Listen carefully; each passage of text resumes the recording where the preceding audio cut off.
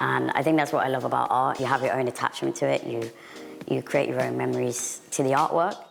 Hi, I'm Bella Roberts. I'm a filmmaker and content creator, and I'm here at the Photographer's Gallery with my National Art Pass.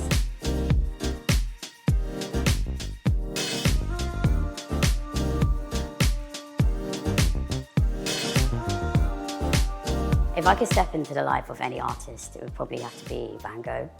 I read about his life and he was so misunderstood. I feel like he dealt with a lot of mental health issues. Like he cut off his ear. I mean, that sums it up really. But at the time when he was painting, only his close friends really knew about his paintings. He even moved to the south of France with the vision of making this whole art gallery and everything, but it never happened. It was only later in his life did people discover his paintings and realize, wow, it's actually really cool. I wish Van Gogh existed now, because with social media. Imagine Van Gogh with social media. How cool would that be? He'd be like, hi guys, I just made my new painting. Oops, I just cut off my ear, hashtag YOLO. I feel like he would be so popular now. And I think it was just unfortunate that he was born in the time that he was. But his artwork is absolutely fantastic. And I wish I could step into that life and understand more what he was going through and his ideas behind the paintings. Would be so cool. If only he was born in today's era, he would be so much more popular, much quicker.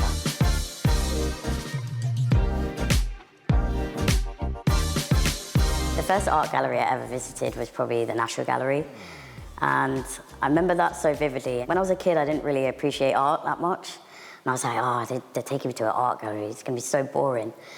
And I remember this one painting, it was called The Ambassadors. It was like a Tudor painting, like two guys standing. But it had this optical illusion at the bottom, and it's a skull. And if you walk in a certain place, you can see the skull in its full form. But if you look at it from the side, it's all warped and skewed. And I was like, that's so cool. Some person back in the old days was like, yeah, let me put an optical illusion in this painting. It really changed my perspective on art, because it made me realize, yeah, art can actually be interesting. Although it's a still image, there's a lot of detail, and if you look carefully, you can find a lot of cool stuff, yeah.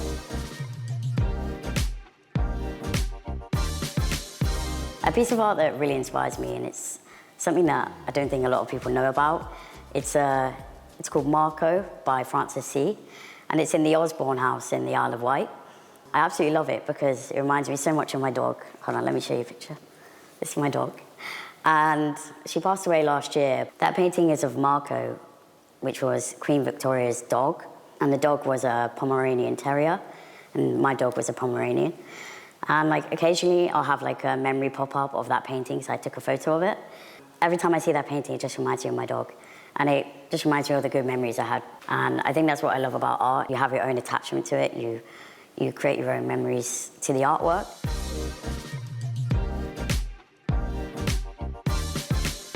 Everyone has their own speeds when looking at artwork or in museums.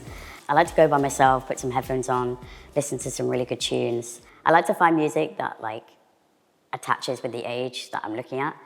Recently I went to the Hunterian Museum. All these things in jars, and you go, oh, that's a bit creepy. But then I put on some really Stranger Things vibes music, and I was like, yeah, I'm in the zone.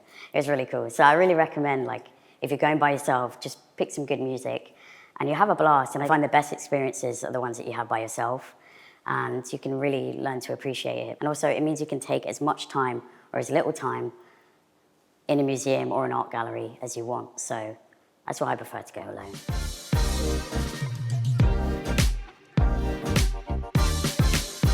I'll make the most of my National Art Pass by visiting galleries and museums that I haven't been to before. The fact that I live in London, I'm so lucky that I have access to galleries and museums from pretty much within walking distance.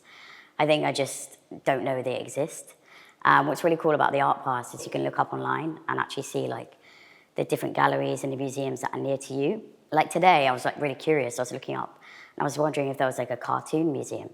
Yes, there is. You can go and look at just cartoon drawings.